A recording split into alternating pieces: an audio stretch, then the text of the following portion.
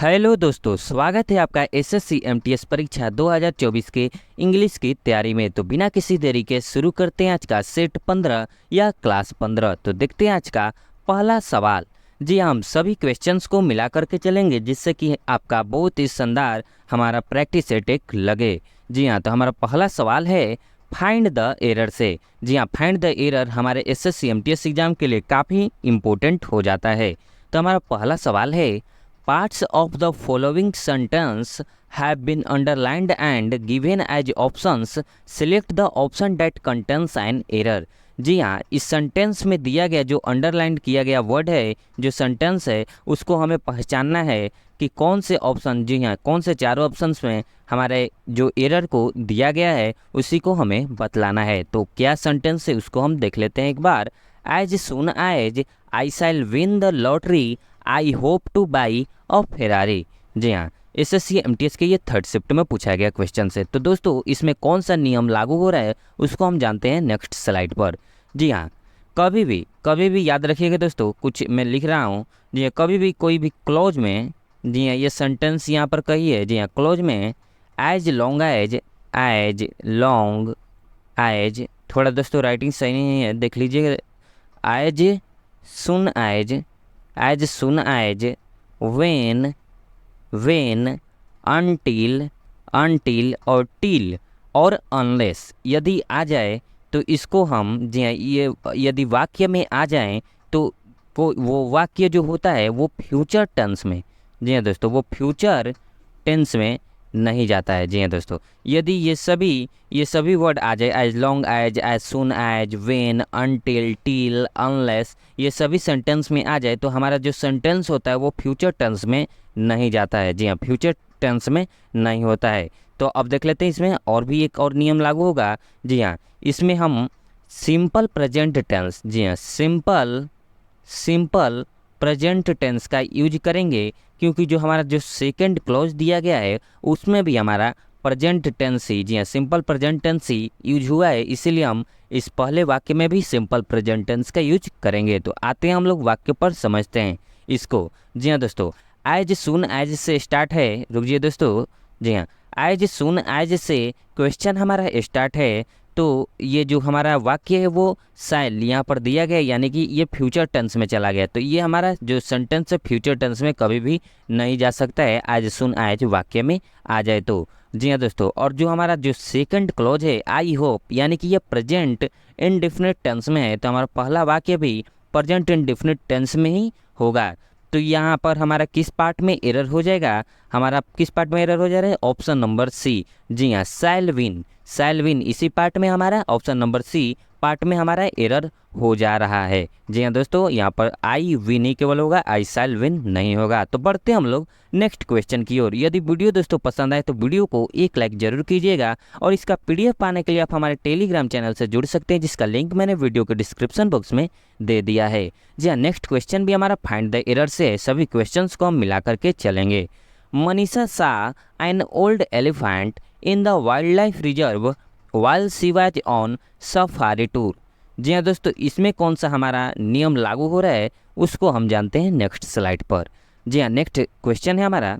जी हाँ, क्वेश्चन कर रहा हूँ। जी हाँ, हमारा कौन सा नियम लागू हो रहा है, कभी भी कॉन्सोनेंट जो साउंड होता है, जी कॉन्सोनेंट से पहले हमारा आर्टिकल ए का यूज होता है। जी हाँ, कॉन्सोनेंट साउंड से पहले हमारा आर्टिकल ए का यूज होता है। तो यहाँ पर एक, जी हाँ, वर्ड यूज हुआ है सफारी टूर।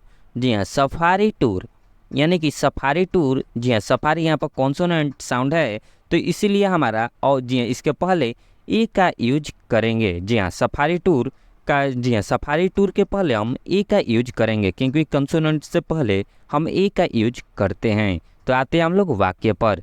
जी हाँ, वाक्य हमारा Manisha saw an old elephant, बिल्कुल सही है, in the wild life reserve. जी हाँ दोस्तों, यहाँ पर ओल्ड, यहाँ वॉवल साउंड के पहले एन का यूज किया गया है, और यहाँ पर she was on safari tour. जी हाँ, ऑन ई सफारी टूर यहाँ पर हो जाएगा। जी हाँ, on E safari tour, on A safari tour. यहाँ पर सफारी के पहले ई का यूज करेंगे क्योंकि सफारी कॉन्सोनेंट साउंड है, इसके पहले हम डेफिनेट आर्टिकल ए का यूज अवश्य करेंगे। तो जिससे यहाँ पर हमारा कौन सा पार्ट में एरर हो जा रहा है उसको हम देख लेते हैं। जी हाँ, ऑप्शन नंबर ए पार्ट में हमारा एरर हो जाएगा ऑन सफारी टूर। ऑन के बाद ए का यूज होगा on a safari tour. Option number A हमारा राइट आंसर है, ऑप्शन नंबर ए में ही एरर दिया गया है। तो बढ़ते हम लोग अगले क्वेश्चन की ओर।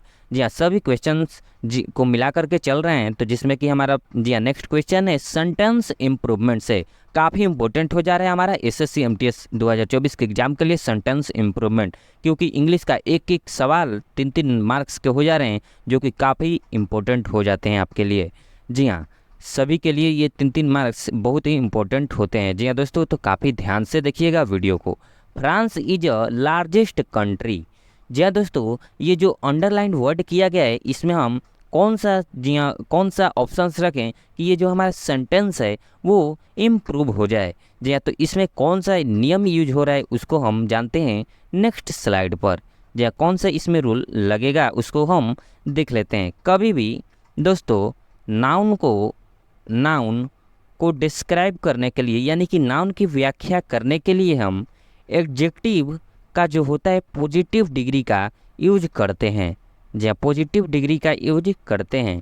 कभी भी नाउन को डिफाइन करने के लिए या डिस्क्राइब करने के लिए यानी कि नाउन की व्याख्या यानी कि नाउन की विशेषता को बतलाने के लिए हम कभी भी एडजेक्टिव का जो होता है वो पॉजिटिव डिग्री यूज करते हैं। तो यहाँ पर देख लेते हैं कौन सा सेंटेंस में कहाँ पर पॉजिटिव डिग्री का यूज हमें करना है। यहाँ पर लार्जेस्ट जो दिया गया है ये सुपरलेटिव डिग्री है और ये किसके लिए आया है, ये फ्रांस के लिए आया है। यानी कि France is a largest country. जो फ्रांस है वो सबसे बड़ा देश है। जी हाँ, वो सबसे बड़ा एक देश है। इसी को यानी कि फ्रांस की जी हाँ फ्रांस की क्या यहाँ पर डिफाइन किया गया है, फ्रांस को यहाँ पर व्याख्या किया गया है।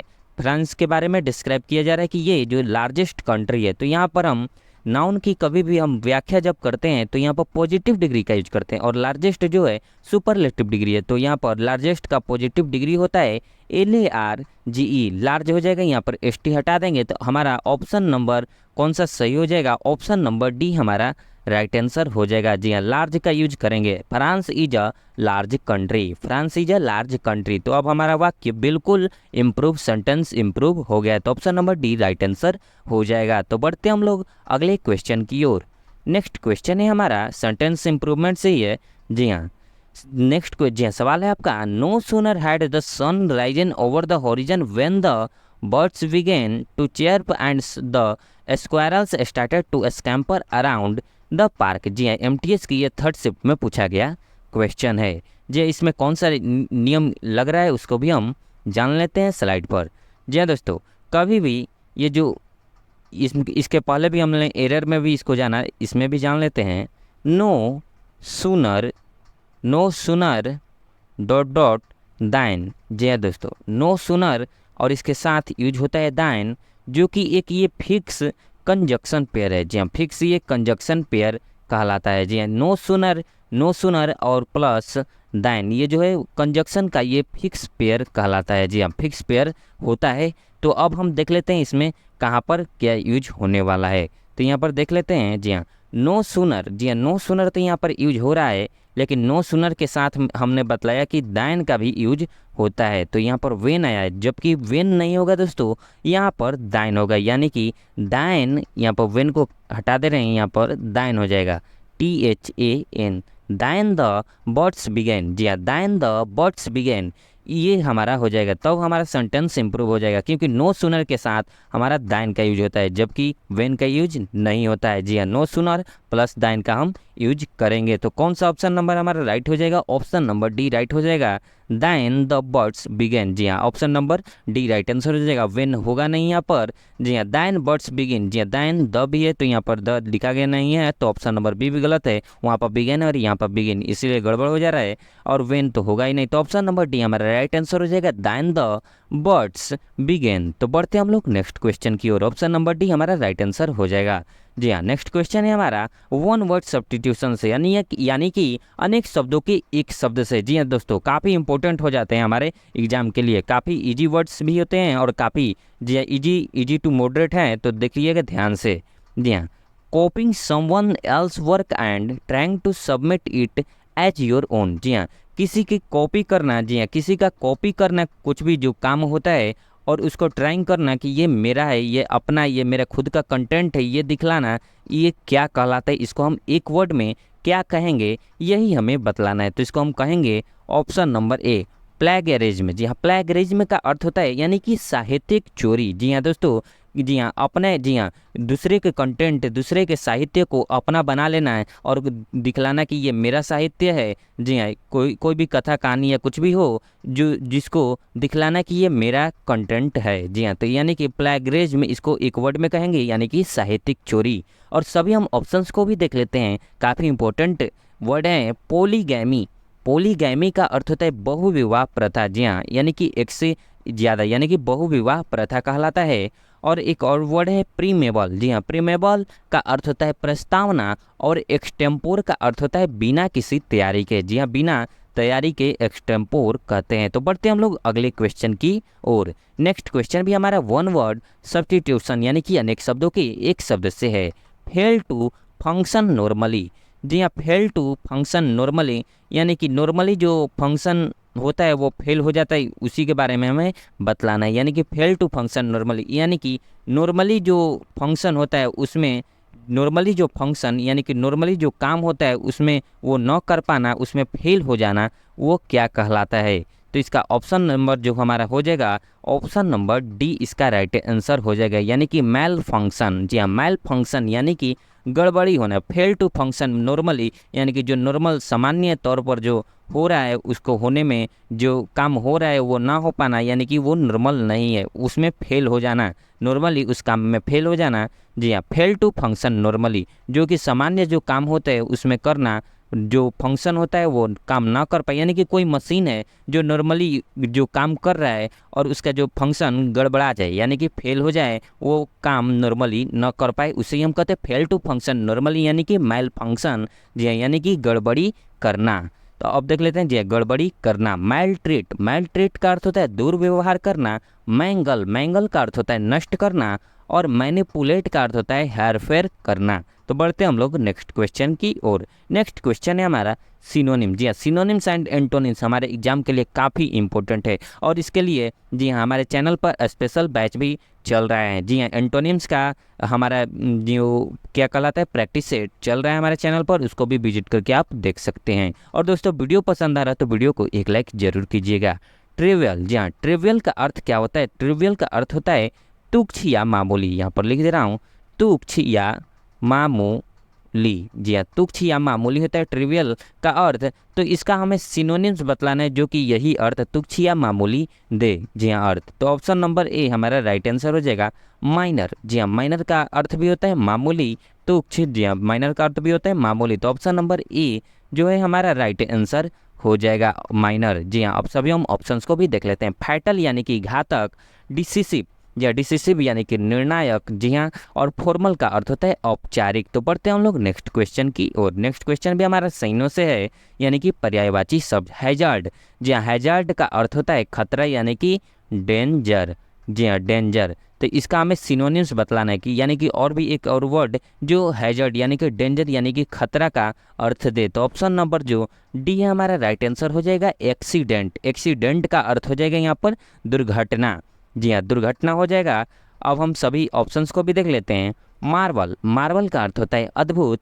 मिरेकल का अर्थ होता है चमत्कार। और आर्डेंट का अर्थ होता है उत्साही। एक्सीडेंट यानी कि दुर्घटना, यही ऑप्शन नंबर डी हमारा राइट आंसर हो जाएगा।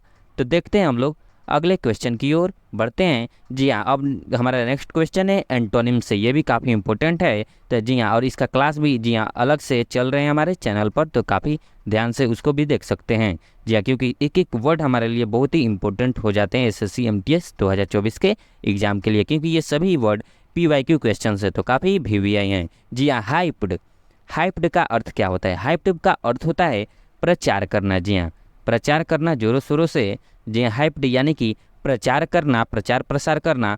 और इसका जो एंटोनिम्स यानी कि उल्टा शब्द हो जाएगा हमारा ऑप्शन नंबर सी, रिड्यूस्ड यानी कि कम करना। जी हाँ, प्रचार प्रसार करना और इसका रिड्यूस्ड यानी कि कम करना, यानी कि कम हो जाना। और प्रचार प्रसार यानी कि प्रचार प्रसार तो बहुत होता है, हाइप्ड यानी कि प्रचार प्रसार करना, और रिड्यूस्ड यानी कि कम करना हो जाएगा, और हाइप्ड यानी कि जोरों शोरों से प्रचार प्रसार होता है जो, और रिड्यूस्ड यानी कि कम करना। ऑप्शन नंबर सी हमारा राइट आंसर हो जाएगा। और सभी ऑप्शंस को भी हम देख लेते हैं। डायलेट का अर्थ होता है विस्तार करना, ऑपर यानी कि ऊंच, और पैरलाइट, जी हाँ पैरलाइट का अर्थ होता है बाजी या दाव, जी हाँ पैरलाइट का अर्थ होता है बाजी या दाव। तो ऑप्शन नंबर सी हमारा राइट आंसर है, रिड्यूस्ड यानी कि कम करना। तो बढ़ते हम लोग नेक्स्ट क्वेश्चन की ओर। नेक्स्ट क्वेश्चन भी हमारा एंटोनिम से है। जी हाँ, select the most appropriate antonym to substitute the bracketed word in the given sentence. जी हमारा जो ये ब्रैकेट में दिया गया वर्ड है, इसी का हमें एंटोनिम्स यानी कि उल्टा शब्द या विलोम शब्द बतलाना है। जी वर्ड है हमारा tryst.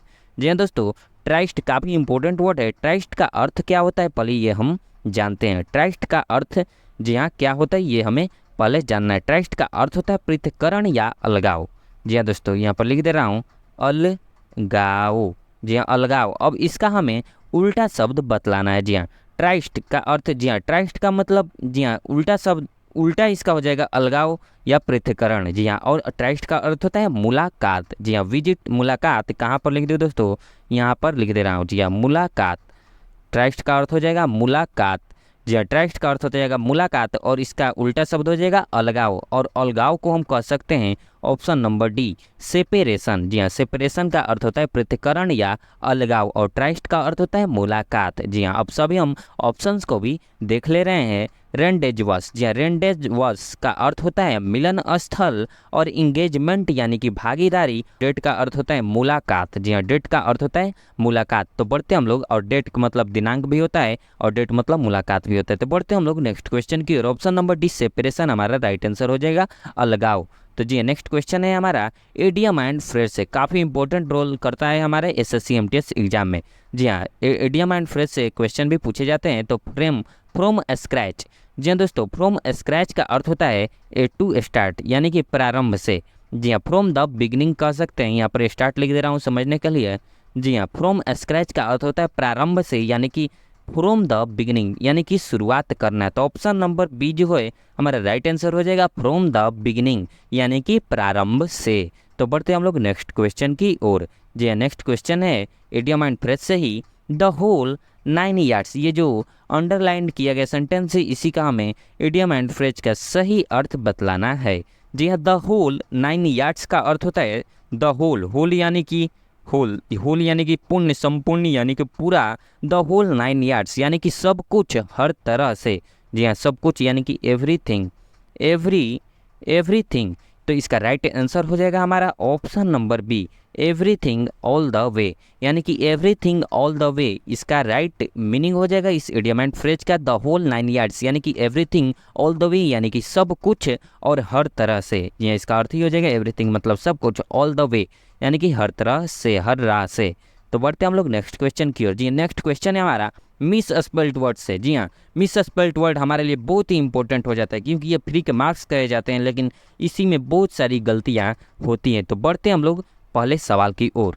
Identify the incorrectly spelled word in the following sentence and select its correct spelling from the given options. जी हाँ दोस्तों, सवाल है हमारा he has neither the policies nor the personal charisma to inspire people. जी सवाल है हमारे इन identify the incorrectly spelled word. जी हमें उसकी पहचान करने है, जो ऑप्शंस की पहचान करना है, कौन सा ऑप्शन में इनकरेक्ट स्पेलिंग दिया गया है following sentence, select it's correct spelling from the given options. और उसको हमें जी हाँ करेक्ट स्पेलिंग भी बतलाना है ऑप्शंस के माध्यम से। जी यहाँ पर नाइदर दिया गया है बिल्कुल सही है, लेकिन ऑप्शन में यहाँ पर गलत हो जा रहा है, तो ये नहीं होगा। जी हाँ पॉलिसी जिस यहाँ पर सही है और यहाँ पर ऑप्शन में गलत हो जा रहा है, तो ये भी नहीं होगा। जी हाँ अब यहाँ पर जी हाँ वर्ड है हमारा, वर्ड है यहाँ पर करिश्मा। यहाँ पर करिश्मा दिया गया है बिल्कुल सही है, और यहाँ पर करिश्मा गलत हो जा रहा है। अब देखते हैं दोस्तों, जी हाँ यहाँ पर जो वर्ड है पर्सनल, यही हमारा जो वर्ड है गलत दिया गया है, और यहाँ पर ऑप्शन नंबर सी हमारा राइट आंसर हो जाएगा, PERSONAL। पर्सनल बिल्कुल राइट ऑप्शन है, सी सही दिया गया है, जो कि यहाँ पर जी हाँ सेंटेंस में पर्सनल का स्पेलिंग गलत है, और जबकि ऑप्शन नंबर सी पर्सनल बिल्कुल राइट आंसर हो जा रहा है ऑप्शन में। जी हाँ पर्सनल बिल्कुल राइट स्पेलिंग है। तो बढ़ते हम लोग नेक्स्ट क्वेश्चन की ओर। जी हाँ मिस स्पेल से 3 क्वेश्चंस लिए गए हैं। क्योंकि ये ईजी टू मॉडरेट वर्ड आते हैं, तो काफ़ी ध्यान से देखिएगा। इसका भी तैयारी हमें बहुत ही अच्छे से करनी है, क्योंकि ये फ्री के मार्क्स कहे जाते हैं, लेकिन इसमें बहुत सारी गड़बड़ी होती हैं, बहुत सारा गड़बड़ होता है। जी मिस स्पेल्ड वर्ड से क्वेश्चन है, select the correctly spelled word. जी हाँ, कौन सा वर्ड जो है वो करेक्ट दिया गया है उसी का हमें पहचान करना है। तो जी हाँ, बिना किसी तरीके बतलाता हूँ, ऑप्शन नंबर सी इसका राइट आंसर हो जाएगा, बिहेवियर। जहाँ BEHAVIOUR, जी हाँ BEHAVIOUR, बिहेवियर का ये राइट स्पेलिंग हो जाएगा। बिहेवियर ये नहीं होता, ये भी नहीं होगा, ये भी नहीं, ऑप्शन नंबर सी हमारा राइट आंसर हो जाएगा। तो बढ़ते हैं हम लोग नेक्स्ट क्वेश्चन पर, जो कि आज के प्रैक्टिस सेट का लास्ट 15वां क्वेश्चन भी है। जी हाँ, मिस स्पेल्ड वर्ड से भी क्वेश्चन है ये भी। Select the option that rectifies the spelling of the underlined word in the given sentence. जी हाँ, ये जो सेंटेंस में ये क्वेश्चनियर अंडरलाइंड वर्ड दिया गया है, इसी का हमें ऑप्शन, जी ये चारों ऑप्शंस में से बतलाने की कौन सा ऑप्शन क्वेश्चनियर को जगह पर सही स्पेलिंग दिया गया है रेक्टिफाई करके, यानी कि सही स्पेलिंग रेक्टिफाई करके दिया गया है। जी हाँ, तो इसका राइट जो ऑप्शन है, बिना किसी देरी के बतला रहा हूँ, ऑप्शन नंबर बी इसका राइट आंसर हो जाएगा। QUESTIONN यहाँ पर होता है AIRE। जी हाँ दोस्तों, यहाँ पर डबल एन नहीं है, इसमें डबल एन तो है लेकिन यहाँ पर ए नहीं है, ये भी गड़बड़ है। क्वेश्चनियर यहाँ पर भी जी हाँ डबल एन होता है। ऑप्शन नंबर बी हमारा राइट आंसर हो जाएगा, क्वेश्चनियर। जी हाँ, QUESTIONNAIRE, क्वेश्चनियर का ऑप्शन नंबर बी हमारा राइट आंसर हो जाएगा। जी हाँ, रेक्टिफाई स्पेलिंग बिल्कुल करेक्ट स्पेलिंग है, ऑप्शन नंबर बी क्वेश्चनियर। तो दोस्तों आप हमें कमेंट करके जरूर बताइएगा कि आपका 15 क्वेश्चंस में से कितना क्वेश्चन सही हुआ। और इस पीडीएफ को पाने के लिए आप हमारे टेलीग्राम चैनल से जुड़ सकते हैं, जिसका लिंक मैंने वीडियो के डिस्क्रिप्शन बॉक्स में दे दिया है। और वीडियो को दोस्तों में भी जरूर शेयर करें, जिससे कि उनको भी कुछ हेल्प मिल सके। और वीडियो को दोस्तों जरूर लाइक करें, एक लाइक आपका बहुत ही हमें मोटिवेट करता है इसी प्रकार के और भी वीडियोज लाने के लिए। और वीडियो को देखने के लिए आपका बहुत बहुत धन्यवाद।